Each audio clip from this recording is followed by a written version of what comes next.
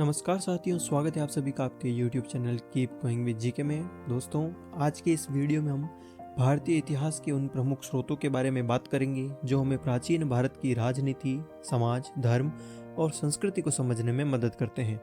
इन स्रोतों को 3 प्रमुख श्रेणियों में विभाजित किया गया है। तो उनमें से पहले नंबर पर है साहित्यिक साक्ष्य, फिर आते हैं विदेशी यात्रियों के विवरण और अंत में है पुरातात्विक साक्ष्य। हम हर स्रोत को विस्तार से समझेंगे ताकि आप इनसे जुड़ी हर बात को आसानी से समझ सकें। तो चलिए स्टार्ट करते हैं। सबसे पहले हम लेते हैं साहित्यिक साक्ष्य को। साहित्यिक साक्ष्य भारतीय इतिहास के सबसे पुराने और समृद्ध स्रोत हैं। ये हमें तत्कालीन समाज, राजनीति और धर्म के बारे में विस्तृत जानकारी प्रदान करते हैं।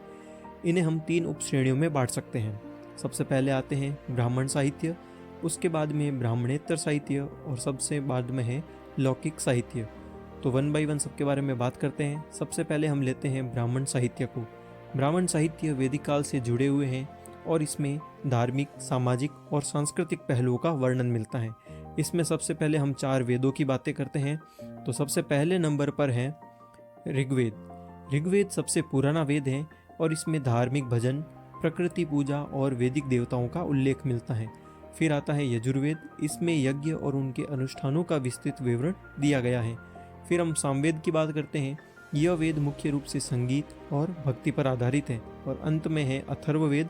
इसमें जादू टोने, औषधि और सामाजिक जीवन के अन्य पहलुओं का उल्लेख मिलता है। इसके बाद में आते हैं उपनिषद। उपनिषद वेदांत साहित्य के रूप में जाने जाते हैं और भारतीय दर्शन का मुख्य आधार भी है। इनमें आत्मा, ब्रह्म और मोक्ष जैसे दार्शनिक विषयों पर चर्चा की गई है। इसके बाद में हम बात करते हैं पुराणों की, जो कि संख्या में 18 हैं, जैसे कि विष्णु पुराण, भागवत पुराण इत्यादि। इनमें धार्मिक कथाओं, राजवंशों और सामाजिक व्यवस्थाओं का वर्णन मिलता है। अब हम बात करते हैं ब्राह्मणेतर साहित्य के बारे में। ब्राह्मणेतर साहित्य में मुख्य रूप से 2 साहित्य सम्मिलित होते हैं। एक है बौद्ध साहित्य और एक है जैन साहित्य। बौद्ध साहित्य में हम एग्जाम्पल के रूप में त्रिपिटक ले सकते हैं। ये 3 ग्रंथ हैं, विनय पिटक, सूत पिटक और अभिधम पिटक। बौद्ध साहित्य से हमें मौर्य काल और अशोक के समय की प्रमुख जानकारियां प्राप्त होती हैं। उसके बाद में हम बात करते हैं जैन साहित्य। इसमें हम उदाहरण के तौर पर अंग और उपांग को ले सकते हैं, जो कि जैन धर्म के ग्रंथ हैं और ये महावीर स्वामी और अन्य तीर्थंकरों की शिक्षाओं पर आधारित है। जैन साहित्य से व्यापारिक और शहरी जीवन की जानकारी मिलती है। अब आगे बढ़ते हैं और बात करते हैं लौकिक साहित्य के बारे में।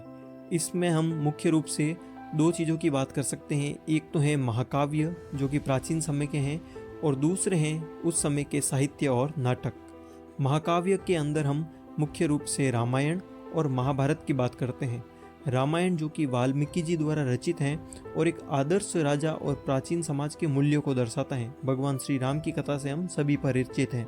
उसके बाद में आता है महाभारत की ओर, जो कि वेद व्यास जी द्वारा रचित है और यह विश्व का सबसे बड़ा महाकाव्य है, जो कि कौरव पांडव युद्ध और उनसे जुड़ी राजनीति, धर्म और समाज को दर्शाता है। अब बात करते हैं साहित्य और नाटकों की। इसमें हम मुख्य रूप से महाकवि कालिदास जी और भास के बारे में बात कर सकते हैं। कालिदास जी की रचना अभिज्ञान शाकुंतलम और भास के नाटक तत्कालीन समाज और कला की जानकारी हमें प्रदान करते हैं। संस्कृत ग्रंथों में हम चाणक्य की अर्थशास्त्र को ले सकते हैं, जो कि मौर्य काल की राजनीति और अर्थव्यवस्था की जानकारी देते हैं। तो साहित्यिक साक्ष्य हमें प्राचीन समाज के धार्मिक, सामाजिक और राजनीतिक पहलुओं को समझने का अवसर प्रदान करते हैं। अब हम आगे बात करते हैं इस कड़ी में विदेशी यात्रियों के विवरण के बारे में। विदेशी यात्रियों के विवरण भारतीय इतिहास को बाहरी दृष्टिकोण से समझने का एक अनूठा अवसर प्रदान करते हैं। इसमें हम यूनानी और रोम यात्रियों को अगर लें तो उसमें एक नाम प्रमुख है मेगस्थनीज का। मेगस्थनीज जो कि चंद्रगुप्त मौर्य के दरबार में आया था और अपनी पुस्तक इंडिका में मौर्य साम्राज्य, पाटलिपुत्र नगर और प्रशासन का वर्णन उसने किया था। उसने भारतीय समाज की सामाजिक वर्ग संरचना, जिसे उसने 7 भागों में बांटा था, और साथ ही कृषि व्यवस्था का भी उल्लेख किया है। इसके बाद में हम बात करते हैं प्लिनी और स्ट्रैबो की, जिन्होंने भारत के साथ रोमन साम्राज्य के व्यापार और सांस्कृतिक संबंधों का उल्लेख किया है। आगे हम बात करते हैं चीनी यात्रियों की, जिसमें हम फाहियान और हुएनसांग का नाम प्रमुख रूप से सुनते हैं। फाहियान जो कि गुप्त काल में भारत आया और बौद्ध धर्म, मठों और समाज की धार्मिक स्थिति का उसने उल्लेख किया है। और ह्वेनसांग ने हर्षवर्धन के समय का एक विस्तृत विवरण दिया है तथा नालंदा विश्वविद्यालय और भारतीय शिक्षा प्रणाली का भी विशेष उल्लेख किया है। अब बात करते हैं अरब यात्री की, जिसमें हम प्रमुख रूप से अल बरूनी का नाम सुनते हैं। अल बरूनी ने अपनी पुस्तक किताब उल हिंद में भारतीय समाज, धर्म और विज्ञान पर चर्चा की है। उसने भारतीय खगोल विज्ञान और गणित की उन्नति को भी सराहा है। विदेशी यात्रियों के विवरण में हमें भारत के इतिहास को वैश्विक दृष्टिकोण से समझने में मदद मिलती है। अब हम आगे बढ़ते हैं और बात करते हैं पुरातात्विक साक्ष्यों के बारे में। पुरातात्विक साक्ष्य भारतीय इतिहास के सबसे विश्वसनीय स्रोत हैं। इनमें हम मुख्य रूप से प्राचीन सभ्यताओं के अवशेष, ठीक है, जैसे कि मोहनजोदड़ो, हड़प्पा इत्यादि के बारे में जान सकते हैं, क्योंकि मोहनजोदड़ो और हड़प्पा से मिले नगर नियोजन, जल निकासी व्यवस्था और व्यापारिक अवशेष प्राचीन सभ्यता की उन्नति को दर्शाते हैं। इसके बाद में हम बात करते हैं शिलालेखों और सिक्कों के बारे में। शिलालेखों में हम मुख्य रूप से अशोक के शिलालेख देख सकते हैं। ये शिलालेख अशोक के धम्म और बौद्ध धर्म के प्रचार प्रसार का उल्लेख करते हैं। इसके बाद में अगर हम सिक्कों की बात करें तो उसमें गुप्त और कुषाणकालीन सिक्कों का उदाहरण ले सकते हैं। गुप्त वंश के स्वर्ण सिक्के आर्थिक समृद्धि और कला कौशल को दर्शाते हैं। उसके बाद में हम बात करते हैं मंदिर और वास्तुकला की, जैसे कि सांची के स्तूप, कोणार्क का सूर्य मंदिर और खजुराहो के मंदिर। ये तत्कालीन कला और शिल्प के विकास को दर्शाते हैं। पुरातात्विक साक्ष्य हमें भौतिक प्रमाणों के माध्यम से इतिहास को समझने का एक अच्छा अवसर प्रदान करते हैं।